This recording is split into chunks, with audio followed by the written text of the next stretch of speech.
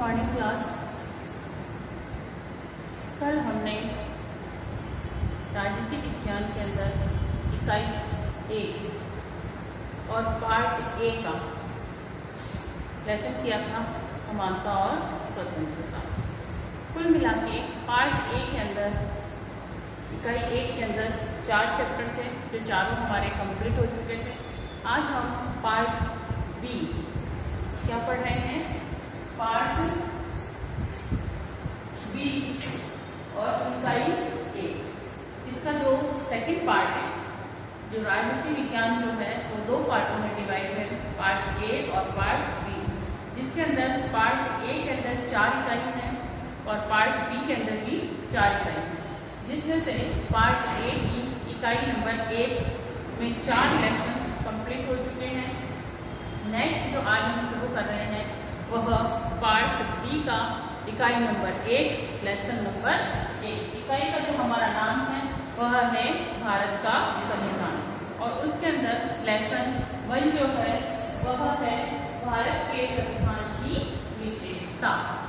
तो first chapter है part B का भारत के संविधान की विशेषताएं, कि भारत का संविधान कहता क्या है, भारत का संविधान क्यों बना, भारत के संविधान को बनाने के लिए क्या ऐसी आवश्यकताएं थी जो संविधान बनाने की जरूरत पड़ी।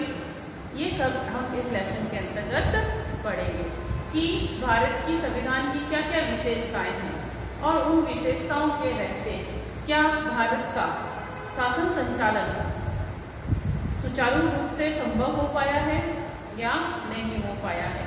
इसके बारे में हम आज ज्ञान अर्जित करेंगे।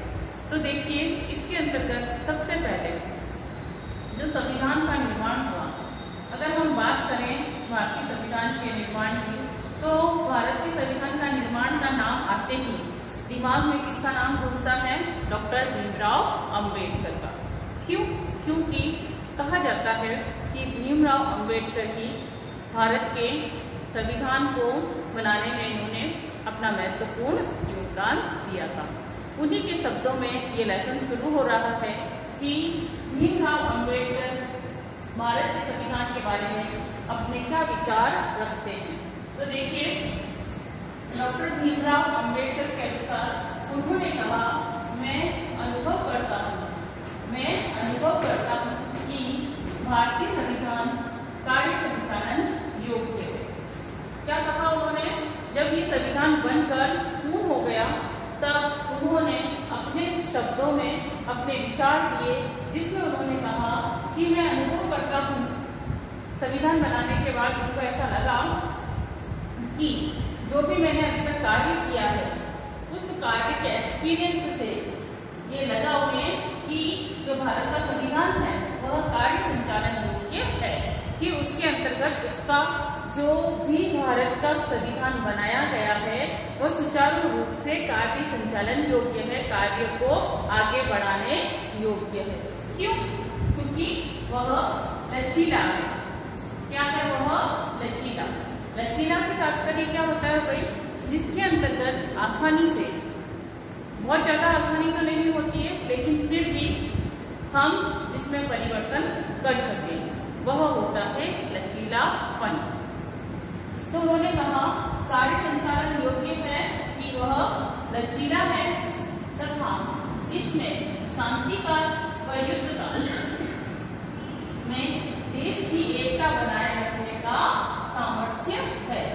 कि उन्होंने कहा कि यह लचीला है क्योंकि इसमें अगर देश के अंदर युद्ध काल की स्थिति हो जाए या फिर शांति काल की स्थिति में, दोनों ही स्थिति में देश की एकता को बनाए रखने का क्या है?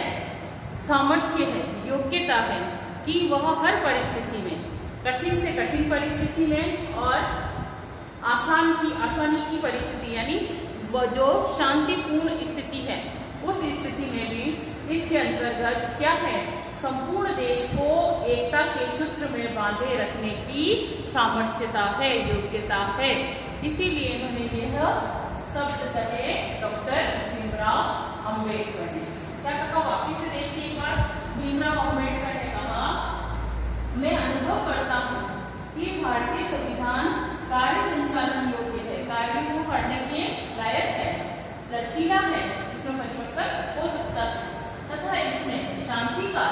यानी संपूर्ण देश जो है सुख शांति से अपना जीवन यापन कर रहा है तब भी, और युद्ध काल की स्थिति में, और अगर देश पर किसी दूसरे देश ने हमला कर दिया है तो युद्ध की स्थिति में देश की एकता को बनाए रखने का इसमें क्या है, सामर्थ्य है। ये किसने कहा, ये डॉक्टर भीमराव अंबेडकर ने कहा। अब देखिए भाई, भारत का संविधान तो बन गया, लेकिन क्यों बना, क्या कार्य था, ऐसी कौन सी परिस्थितियां उत्पन्न हुई जिसके कारण देश के अंतर्गत संविधान के निर्माण की आवश्यकता हुई। तो संविधान के संचालन की आवश्यकता क्यों? तो देखिए, किसी भी देश के शासन व्यवस्था को सुचारू रूप से चलाने के लिए उसके अंतर्गत क्या होता है भाई, कुछ नियम, कुछ कानून बनाए जाते हैं। जिस प्रकार से हम अपनी कक्षा को व्यवस्थित चलाने के लिए क्या करते हैं, टाइम टेबल बनाते हैं।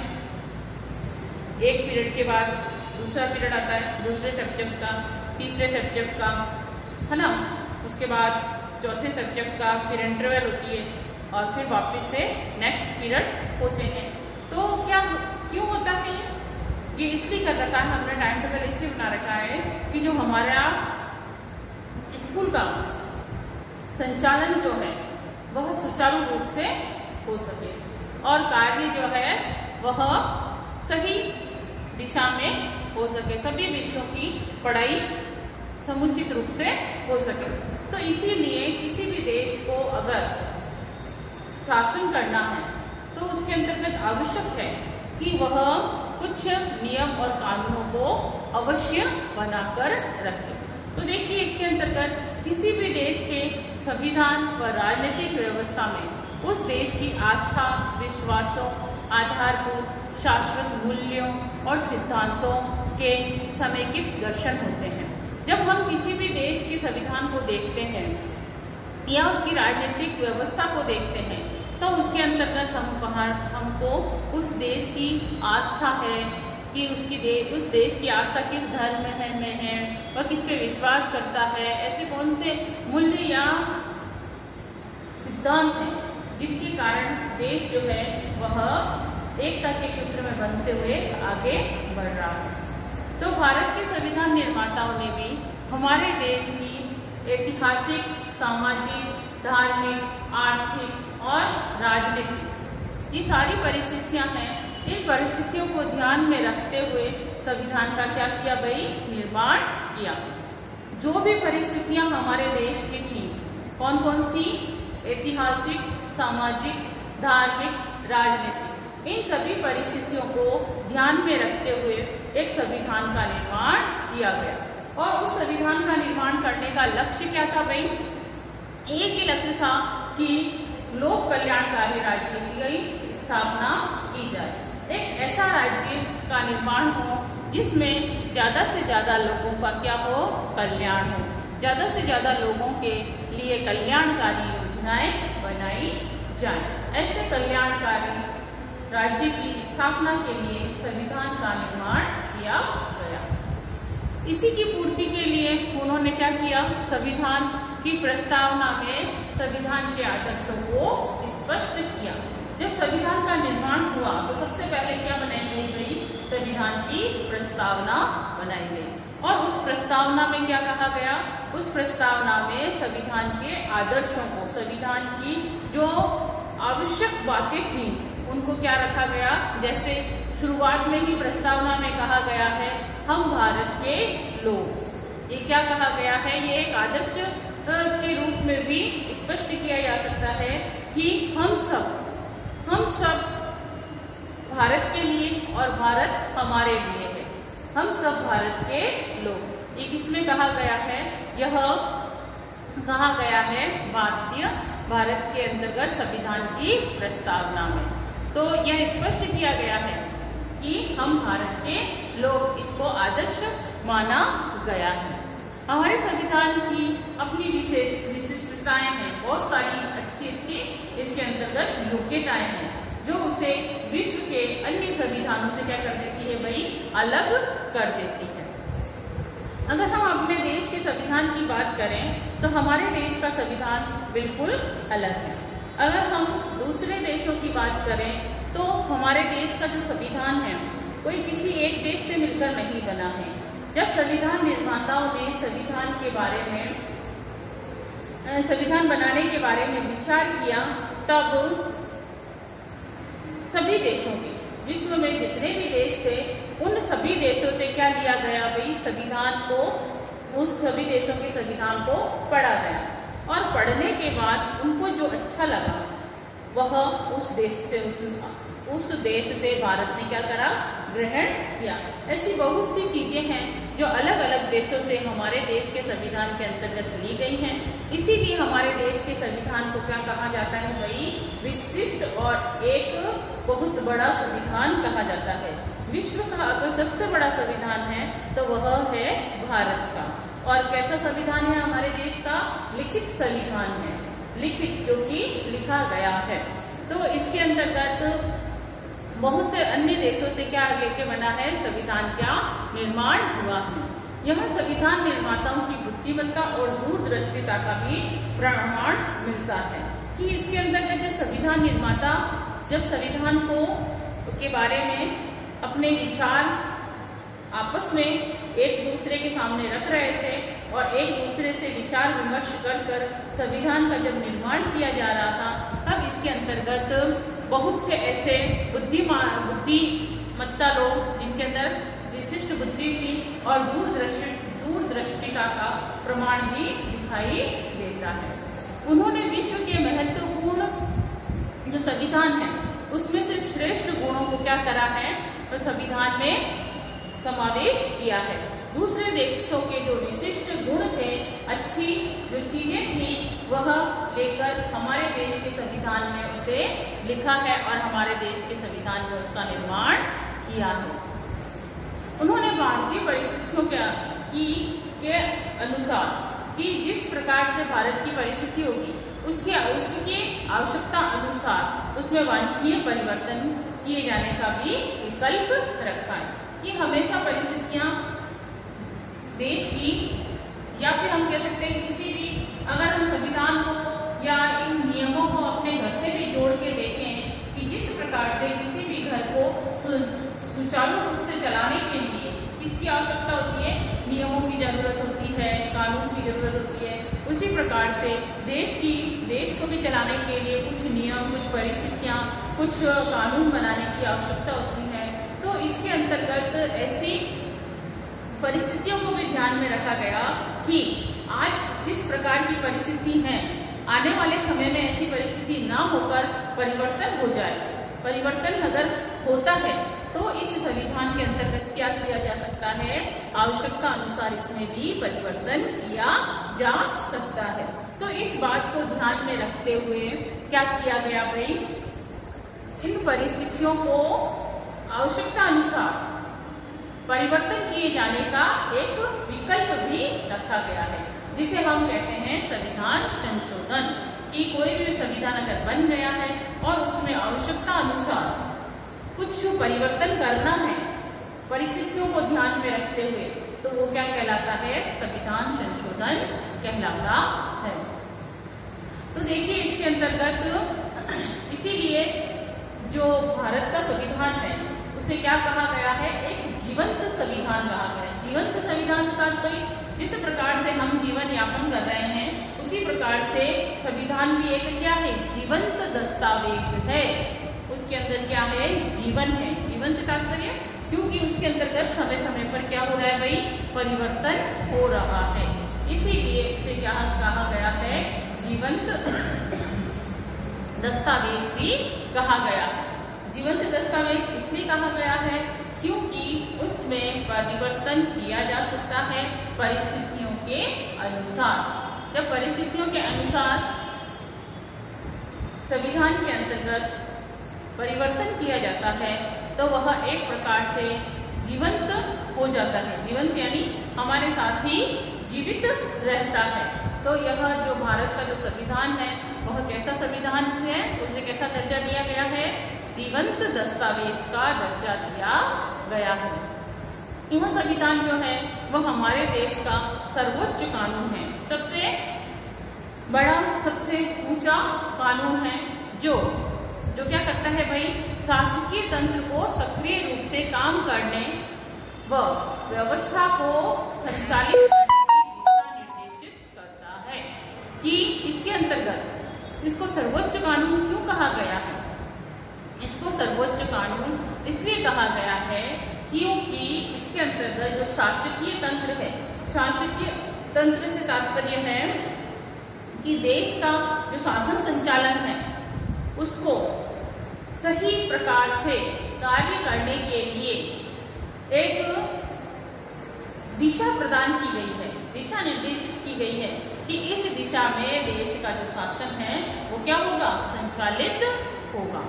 अगर हम बात करें कि हमारे संविधान में एक तरफ मौलिक राजनीतिक सिद्धांतों को भी परिभाषित किया गया है, तो वहीं दूसरी तरफ विभिन्न संरचनाओं और प्रक्रियाओं को भी स्थापित किया गया है।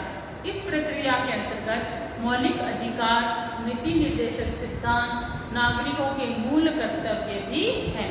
अगर हम संविधान को देखें तो संविधान के अंतर्गत प्रस्तावना के अलावा इसके अंतर्गत संपूर्ण प्रभुत्व संपन्न संविधान की विशेषता बताई गई है। इसे साथ ही साथ इसकी प्रस्तावना बताई गई है कि प्रस्तावना में क्या क्या बात कही गई है। और अगर हम दूसरी तरफ राजनीतिक सिद्धांतों को परिभाषित करते हुए अगर हम देखते हैं तो इसके अंतर्गत संविधान के विशेषताओं के अंतर्गत देश का शासन संचालन सुचारू रूप से चलाने के लिए क्या किया गया है भाई, मौलिक अधिकार दिए गए हैं, नीति निर्देशक तत्व बनाए गए हैं, नीति निर्देशक सिद्धांतों का उल्लेख किया गया है, साथ ही साथ नागरिकों को कुछ मूल कर्तव्य भी दिए गए हैं कि जिसको ध्यान में रखते हुए नागरिक जो है वह देश के सभी कार्यों में सुचारू रूप से अपना सहयोग दे सके। यह दुनिया का ऐसा लिखित कानूनी दस्तावेज है। एक प्रकार से जो भारत का जो संविधान है वह क्या है, लिखित। इतना बड़ा संविधान है जिसके अंतर्गत 395 अनुच्छेद हैं। कितने अनुच्छेद हैं भाई इसके अंतर्गत? अगर आप इसके अंतर्गत अनुच्छेदों की बात करें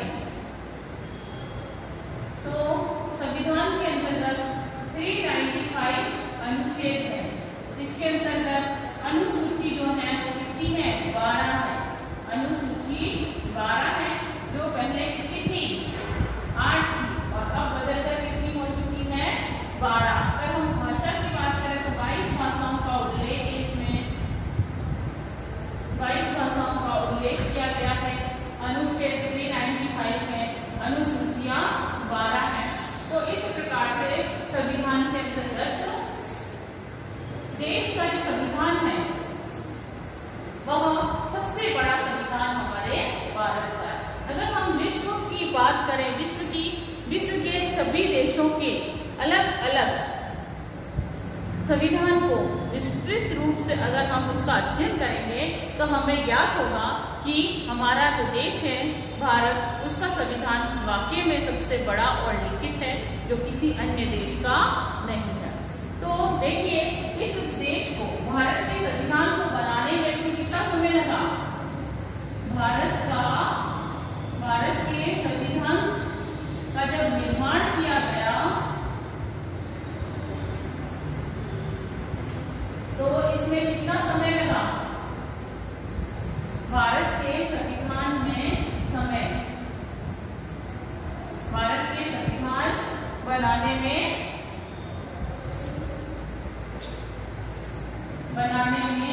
समय कितना समय लगा भाई इसको बनाने के अंदर? कम से कम 2 वर्ष, 11 माह और 18 दिन। अगर हम बात करें भारतीय संविधान बनाने में समय जो है वह टोटल कितना लगा है? 2 वर्ष पूर्ण, 11 माह, 11 महीने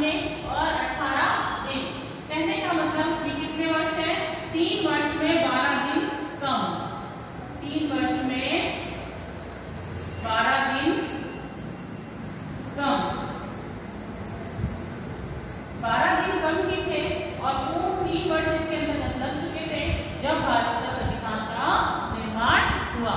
तो भारत के संविधान के निर्माण के लिए बहुत बड़ा समय भारत के संविधान निर्माताओं ने किया और इसको बनाने के अंतर्गत क्या किया गया भाई, संविधान सभा का भी निर्माण किया गया। एक संविधान सभा का निर्माण किया गया जिसमें सभी लोगों ने मिलकर अपने विचार दिए और किस देश से किस संविधान की किस विशिष्टता को ग्रहण किया करना है वह बताया गया। संविधान के मूल वैचारिक आधार में अभिव्यक्ति को अत्यंत संक्षिप्त रूप में प्रस्तावना शीर्षक से व्यक्त किया गया है। अगर हम बात करते हैं संविधान की, तो संविधान के अंतर्गत मूल वैचारिक आधार के रूप में किसको अभिव्यक्त किया गया है भाई, प्रस्तावना को। प्रस्तावना को छोटे रूप में व्यक्त करते हुए इसके बारे में बताया गया है, जिसमें किसी भी परिस्थिति में क्या किया जा सकता है, परिवर्तन नहीं किया जा सकता। हमारे संविधान में उन आदर्शों को शामिल किया गया है जो संविधान की लोकतांत्रिक के प्रति प्रतिबद्ध रहे, सभी लोगों की स्वतंत्रता, समानता व न्याय को सुनिश्चित करता हो, वह संविधान के अंतर्गत सम्मिलित किया गया है। भारतीय संविधान की अगर हम विशेषताओं की अगर हम बात करें तो इसके अंतर्गत अलग अलग विशेषताएं जो हैं, बहुत सारी 20 विशेषताएं हैं वो आती हैं। संपूर्ण लेसन जो है वह किस पर निर्भर है, विशेषताओं पर निर्भर है। अगर हम इसके अंतर्गत संविधान की बात करते हैं तो संविधान के अंतर्गत टोटल किसके बारे में बताया गया है, विशेषताओं के बारे में बताया गया। अभी तक जो हमने पढ़ा है वह संविधान की ऊपरी बात को पढ़ा है कि संविधान को क्यों बनाया गया, क्या आवश्यकता थी इसको बनाने की, इसको बनाने में कितना समय लगा, यह सबसे बड़ा क्यों है, किन परिस्थितियों के अंदर इसमें परिस्थितियों में परिवर्तन किया जा सकता है, क्यों किया जा सकता है, क्यों नहीं किया जा सकता। एक बहुत बड़ा संविधान है, इसकी प्रस्तावना में परिवर्तन नहीं किया जा सकता है, इसकी प्रस्तावना को शीर्षक के रूप में व्यक्त किया गया है।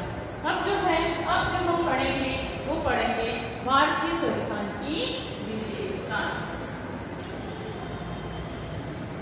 कि भारतीय संविधान की क्या क्या विशेषताएं हैं।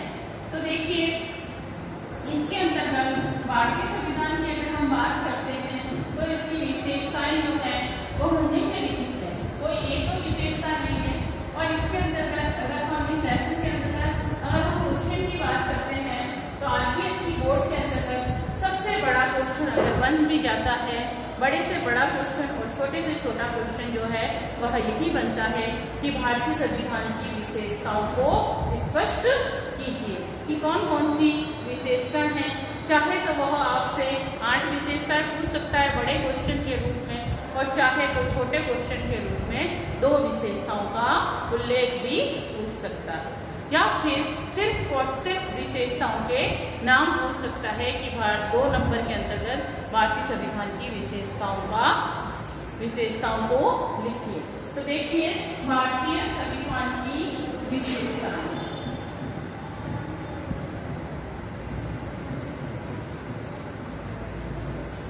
अगर हम संविधान की विशेषताओं की बात करें तो इसके अंतर्गत सबसे पहली जो विशेषता है, अगर आपने अपनी नोटबुक खोल रखी है तो अगर आपने अपनी बुक खोल रखी है और आपको यह नोटबुक के अंतर्गत नोट भी करनी है कि विशेषताएं कौन कौन सी हैं, तो अगर आप अपनी पाठ्य पुस्तक को खोलते हैं और पेज नंबर 99 पर अगर देखते हैं तो उसके अंतर्गत भारतीय संविधान के बारे में बताया गया है, समझाया गया है, जिसके अंतर्गत पहली विशेषता जो है वह है संपूर्ण प्रभुत्व संपन्न संविधान।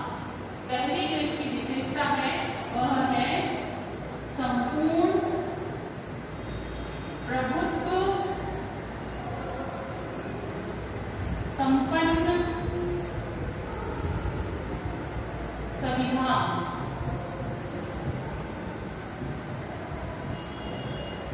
क्या कहा गया है कि जो भारत की संविधान की जो विशेषता है वह पहली विशेषता ये बताती है कि हमारे देश का जो संविधान है वो कैसा है, प्रभुत्व संपन्न।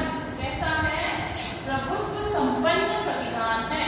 अब इसको समझिए, प्रभुत्व संपन्न क्या होता है। भारत का जो संविधान है वह लोकप्रिय प्रभुसत्ता पर आधारित संविधान है। लोकप्रिय प्रभुसत्ता जहां पर सभी चीजों का आदर किया जाता है, अर्थात भारतीय जनता द्वारा निर्मित है। कि इसके अंतर्गत क्या बात की गई है, प्रभु संपन्नता से तात्पर्य है कि जहां पर जनता को क्या दिया गया है, अधिकार दिया गया है कि वह अपना नेता चुनने का अधिकार रखती है। कौन, जनता। आप देखते हैं हमारे देश का जो शासन है वह कैसा है, जनता द्वारा निर्मित है, लोकतांत्रिक है। जनता ही चुनती है, खुद के लिए चुनती है और जनता में से ही चुना जाता है। तो जनता भारतीय जनता द्वारा निर्मित है, वो क्या कहलाता है, प्रभुसत्ता, प्रभुत्व संपन्न। क्या कहलाता है, प्रभुत्व संपन्न। इस संविधान के अंतर्गत अंतिम शक्ति जो है वो किसके हाथों में होती है, भारतीय जनता के हाथों में होती है। भारतीय जनता ही अपने शक्तियों का क्या करती है, निर्माण करती है और कौन सी शक्ति उसको जरूरी है इसके लिए वह अपने अंतिम विचार देती है, वह कहलाता है प्रभुत्व संपन्न। क्या कहलाता है भाई, प्रभुत्व संपन्न। और अगर हम बात करें कि संविधान की प्रस्तावना में कहा गया है, क्या कहा गया है, सबसे बड़ी बात ये सब पूछा जाता है। यहाँ तक कि अगर आप कंपटीशन एग्जाम भी देते हैं तो उसके अंतर्गत ये पूछा जाता है कि भारत की जो संविधान है उसकी प्रस्तावना में क्या कहा गया है। मोस्ट इम्पोर्टेंट है, हम भारत के लोग इस संविधान को अंगीकृत, अधिनिर्मित और आत्म अर्पित करते हैं। सबसे बड़ी बात इसके अंतर्गत कही गई है, प्रस्तावना के अंतर्गत भारतीय संविधान की प्रस्तावना में कहा गया है कि क्या कहा गया है कि हम भारत के लोग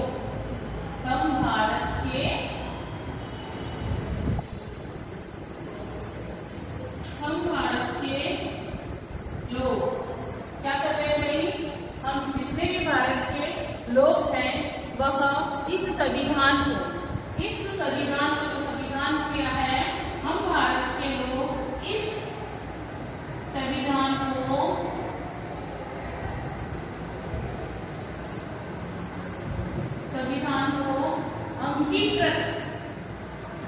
अंगीकृत करते हैं, अधिनियमित करते हैं व आत्मअर्पित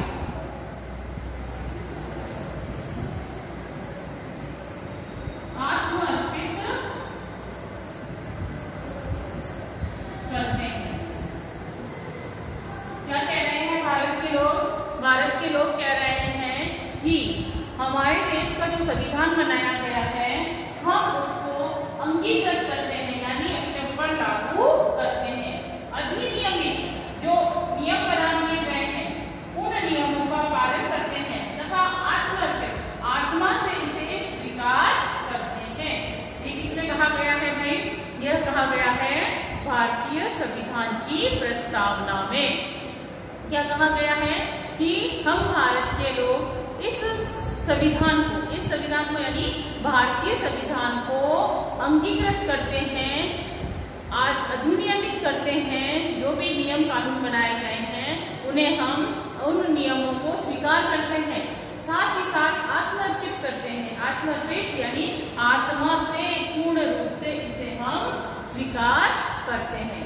अर्थात भारतीय जनता ही इसकी निर्माता है कि भारत की जनता ने ही इसका क्या किया है? इस संविधान का निर्माण किया है। जनता ने स्वयं की इच्छा से, जितनी भी भारत की जनता है उसने स्वयं इसे अपने मन से क्या किया है? 3 इंपॉर्टेंट चीजें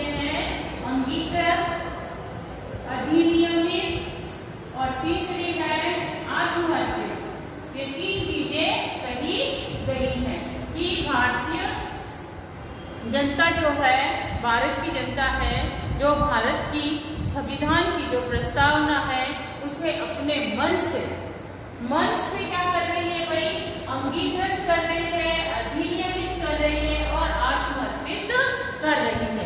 इसे किसी ने जबरदस्ती भारतीय जनता पर थोपा नहीं है, जबरदस्ती किसी के ऊपर लादा नहीं है, जबकि भारतीय जनता है स्वयं इसे अपने मन से अंगीकृत, अधिनियमित और आत्मर्पित कर रही है।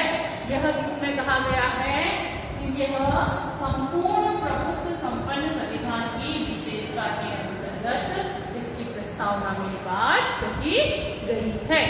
दूसरी जो विशेषता है वह है प्रस्तावना। कौन सी है? प्रस्तावना। प्रस्तावना क्या कहते हैं? देखिए, अभी हमने जिससे बात करी प्रस्तावना में ये बातें कही गई है। तो देखिए, भारतीय संविधान के मौलिक उद्देश्यों व लक्ष्यों को संविधान की प्रस्तावना के रूप में दर्शाया गया है कि भारतीय संविधान के जो भी मौलिक उद्देश्य और लक्ष्य हैं उन्हें प्रस्तावना के रूप में बताया गया है। इसके अंतर्गत एक बहुत बड़े विद्वान हुए जिनका नाम था डॉक्टर के.एम. मुंशी। कौन थे भाई? Doctor K M. मुंशी। इन्होंने अपने विचार प्रस्तुत करते हुए कहा कि जो भारत का जो संविधान है, मुंशी कहते हैं कि संविधान की राजनीतिक कुंडली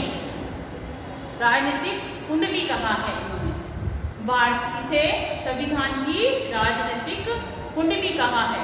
इसके महत्व को देखते हुए इसे संविधान की आत्मा भी कहा जाता है। जो प्रस्तावना है, प्रस्तावना में कहा जाता है भाई, आत्मा भी कहा जाता है। संविधान की आत्मा क्या है? प्रस्तावना। प्रस्तावना क्या है भाई? संविधान की आत्मा कहा जाता है। संविधान को संपूर्ण संविधान की क्या कहा गया है? आत्मा कहा गया है। और प्रस्तावना की शुरुआत में ही बात करी गई है कि हम भारत के लोग, अभी हमने यहाँ लिखा हम भारत के लोग, यह प्रस्तावना में भी कहा गया है। और इसमें कहा गया है, इससे अभिप्राय है कि जो अंतिम शक्ति जो है, अंतिम प्रभु सत्ता जो है, वो किसके हाथों में है? भारतीय जनता के हाथों में है। यह संविधान की सबसे बड़ी विशेषता कही गई है कि संविधान जो है, भारत का जो शासन संचालन है वो किसके हाथों में है? भारतीय जनता के हाथों में है। इस प्रस्तावना में कहा गया है हम भारत के लोग। और डॉक्टर के.एम. मुंशी ने इसे क्या कहा है? संविधान को भारत की राजनीतिक कुंडली, भारत की संविधान की राजनीतिक कुंडली बताया है। अब इसके अंतर्गत तीसरा जो पॉइंट है वह है संविधान जो है वो कैसा है? हमारे देश का सबसे बड़ा, विश्व का विशाल संविधान कहा गया है। तीसरा पॉइंट है विश्व का विशाल संविधान। विशाल संविधान तीसरा पॉइंट है, इसमें विश्व के विशाल संविधान की इसके अंतर्गत बात कही गई है। अगर हम बात करें अमेरिका की, तो अमेरिका के संविधान में मात्र कितने अनुच्छेद हैं? 7। अमेरिका के संविधान में केवल 7 अनुच्छेद हैं। अमेरिका में 7 अनुच्छेदों का संविधान है, जबकि भारत में कितने अनुच्छेद हैं? 395। और अमेरिका में, अगर अमेरिका का जो संविधान है, अब उसका निर्माण को अगर हम देखते हैं तो उसमें हमें कितने अनुच्छेद मिलते हैं? मात्र 7 अनुच्छेद मिलते हैं। जबकि कनाडा के संविधान में 147, कनाडा का जो संविधान है उसमें कितने अनुच्छेद है भाई? 147 अनुच्छेद है। सबसे छोटा संविधान जो है वो कनाडा का है, उसमें 7 ही अनुच्छेद है।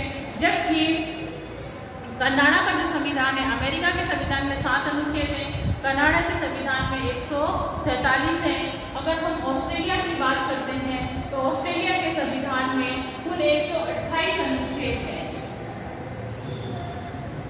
ऑस्ट्रेलिया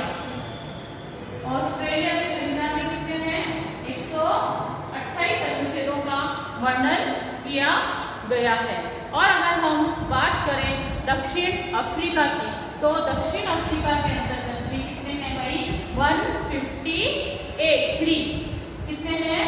153 दक्षिण अफ्रीका के अनुच्छेद, दक्षिण अफ्रीका देश के अंतर्गत जो संविधान में अनुच्छेद है वो है 153। हमने बड़े बड़े देशों के संविधान को देखा तो हमें ज्ञात हुआ कि सबसे ज्यादा जो अनुच्छेद हैं वो किसके हैं भाई? वो है भारत के। अगर हम मोटे मोटे तौर पे बात करते हैं, हम संपूर्ण विश्व को नहीं लेते हैं, मोटे मोटे देशों की अगर हम बात करें, अमेरिका, कनाडा, दक्षिण अफ्रीका, ऑस्ट्रेलिया, तो इन सब में सबसे छोटा जो संविधान है वो कहाँ का है? अमेरिका का। क्यों? क्योंकि इसके अंतर्गत मात्र 7 अनुच्छेद ही है, जबकि कनाडा के संविधान के अंदर 147 अनुच्छेदों का वर्णन है। वहीं ऑस्ट्रेलिया में 128 और दक्षिण अफ्रीका में 153 अनुच्छेदों का वर्णन किया गया है। इन सभी को देखने के बाद जब हम भारत के संविधान को देखते हैं तो उसके अंतर्गत 395 अनुच्छेदों का वर्णन है, जो विश्व में किसी भी देश का नहीं है। सबसे बड़ा और विस्तृत जो है वह हमारे देश का संविधान है। इसमें 395 अनुच्छेद हैं, 22 भाग हैं और 12 अनुसूची हैं, 5 परिशिष्ट हैं और इसमें अब तक 101 संविधान संशोधन हो चुके हैं। भाषा जो है वो भी 22 बताई गई हैं। इसके अंदर जो भाग है वो भी 22 हैं। अनुसूचियां पहले 8 थी, अब इन्हें 12 कर दी गई है। परिशिष्ट यानी कि शक्तियां जो हैं वह इसमें कितनी हैं भाई? 5 हैं। और इसमें अभी तक 101 संशोधन किए जा चुके। अभी तक की तात्पर्य जब ये किताब लिखी गई थी 2015-16 की बात है, तब इसके अंतर्गत 101 संविधानों का वर्णन किया गया। हो गए भाई, इसको 4 साल तो हो गए लगभग, ये 4था साल चल रहा है। तो इसको जब ये किताब लिखी गई थी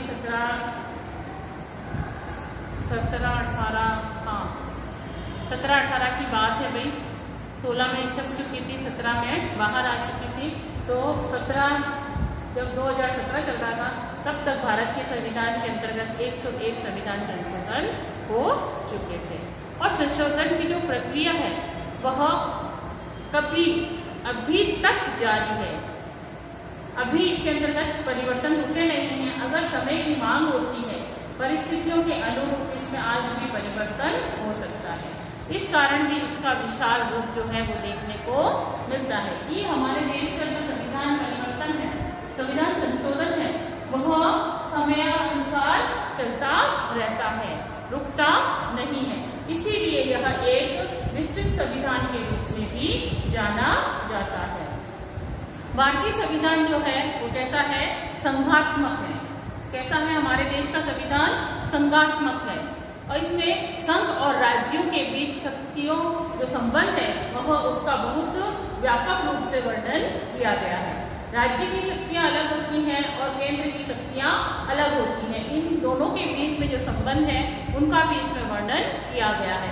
संविधान के एक अध्याय में तो राज्य के नीति निर्देशक सिद्धांतों का ही उल्लेख है। अगर हम संविधान को देखते हैं, पढ़ते हैं, तो हमें ज्ञात होता है कि सिर्फ और सिर्फ एक अध्याय जो है उसके अंतर्गत टोटल ही नीति निर्देशक सिद्धांतों के बारे में उल्लेख किया गया है, जो अधिकांश देशों के संविधान में नहीं है। दूसरे देशों के संविधान को अगर हम देखते हैं तो उसमें कोई ऐसा एक चैप्टर नहीं है जिसके अंतर्गत टोटल ही राज्य के नीति निर्देशक सिद्धांतों के वर्णन के बारे में बताते हो। लेकिन हमारे देश का जो संविधान है उसके अंतर्गत पूरा का पूरा एक चैप्टर जो है वह नीति निर्देशक सिद्धांतों के उल्लेख के बारे में वर्णित है, जो अधिकांश देशों में नहीं है। तो संविधान की इसी विशालता को लेकर एक विद्वान हुए जिनका नाम था हरि विष्णु कामत। उन्होंने कहा कि हमें इस बात पर गर्व है कि हमारा संविधान विश्व का सबसे विशाल संविधान है। कौन हुए भाई? एक बहुत बड़े विद्वान थे जिनका नाम था हरि विष्णु कामत। हरि विष्णु कामत। इन्होंने क्या कहा? इन्होंने संविधान के बारे में अपने विचार देते हुए कहा कि हमें गर्व है, हम हमारे देश के संविधान पे क्या करते हैं भाई? गर्व करते हैं कि हमें हमारे देश के संविधान पे गर्व है कि हमारे देश का जो संविधान है वो सबसे विशाल संविधान है। ये किसने कहा भाई? ये कहा हरि विष्णु कामत ने कहा। और मुंशी डॉक्टर एम के मुंशी ने क्या कहा? इन्होंने कहा कि जो संविधान की जो राजनीतिक कुंडली कहा, इन्होंने संविधान की राजनीतिक कुंडली का दर्जा दिया। तो ये था हमारा संविधान के बारे में आज की क्लास, जिसके अंतर्गत संविधान के बारे में बताया गया और इसकी विशेषताओं में हमने मात्र 3 विशेषताएं की हैं। इसे हम कल कंटिन्यू करेंगे। आज हमने संपूर्ण प्रभुत्व संपन्न संविधान, दूसरा इसकी प्रस्तावना और तीसरा विशाल विश्व का विशाल संविधान यानी सबसे बड़ा संविधान को हमने पढ़ा। हम देख रहे हैं कि जो भारत के अंतर्गत अगर हम अपने ही जिले की बात करें, जोधपुर जिले में निरंतर क्या हो रहा है भाई? कोरोना काल के अंतर्गत राज्य जिले के अंतर्गत हमारे दिन प्रतिदिन संख्या बढ़ती जा रही है। इसको ध्यान में रखते हुए नहीं लगता कि हमारा जो विद्यालय है वो समय पर खुल पाएगा। इसीलिए हम आप लोगों से निवेदन करते हैं कि आप समय समय पर दी हुई क्लास को कंटिन्यू देखें और जब भी ये क्लास आप देखते हैं तो पेन और नोटबुक लेके बैठें और जो भी इसके अंतर्गत बताया जा रहा है, लिखाया जा रहा है, समझाया जा रहा है, उसे समझें और इसे नोट डाउन करें। और अगर आपको कोई प्रॉब्लम होती है किसी भी टॉपिक को लेकर, तो आप कॉल करके आप पूछ सकते हैं किसी भी टॉपिक के बारे में। हम आपको, अगर आप इस विद्यालय आकर कोई एक आध बच्चा आकर संपर्क करना चाहता है तो सुबह 8:30 से लेकर 12-12:30 बजे तक हम विद्यालय में रहते हैं। किसी को भी किसी भी टॉपिक के बारे में अगर कोई प्रॉब्लम है तो हम उसका सॉल्यूशन कर सकते हैं। इसीलिए आपको जरूरी है कि आप अपनी जो भी 12वीं क्लास का जो सिलेबस है उसे टाइमली कंप्लीट करें, क्योंकि बोर्ड एग्जाम तो होंगे ही, लेकिन आपको ज़रूरत है पढ़ाई की और आपके लिए निरंतर विद्यालय से क्लासें दी जा रही हैं, सभी विषयों की क्लास दी जा रही है। तो आप समय समय पर क्लास को देखें और जो भी कार्य दिया जा रहा है समय पर उसे कंप्लीट करें। Thank you class.